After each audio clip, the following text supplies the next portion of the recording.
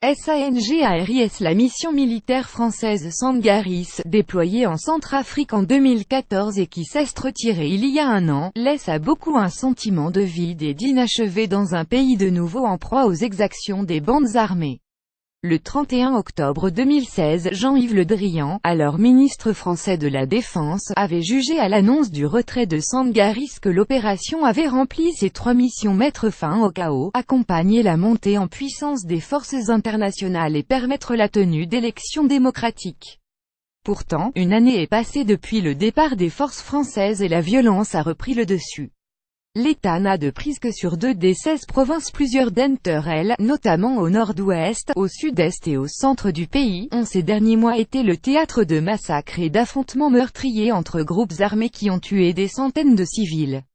On a dit que Sangaris avait fait le travail, ce n'est pas vrai, estime aujourd'hui un diplomate à Bangui. Si Sangaris a permis un retour au calme à Bangui et un vrai recul des groupes armés, les violences ont très vite repris en province.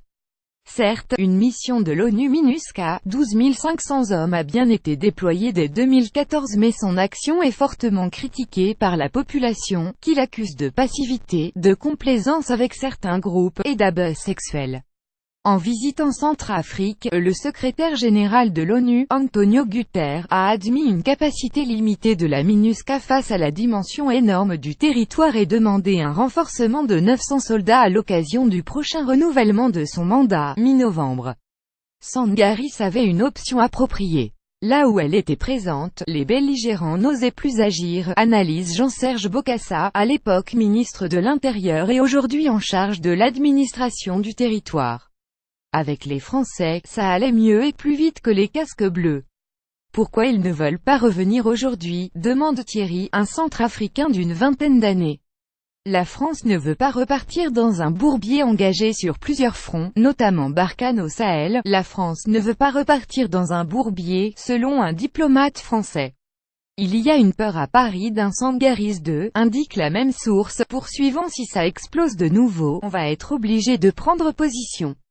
La mise en cause d'éléments de Sangaris dans des scandales d'abus sexuels explique aussi les réticences de l'armée française à retourner sur le terrain en Centrafrique. Ces accusations ont abouti à un procès en France, qui, en mars 2017, a débouché sur une demande de non-lieu du parquet de Paris.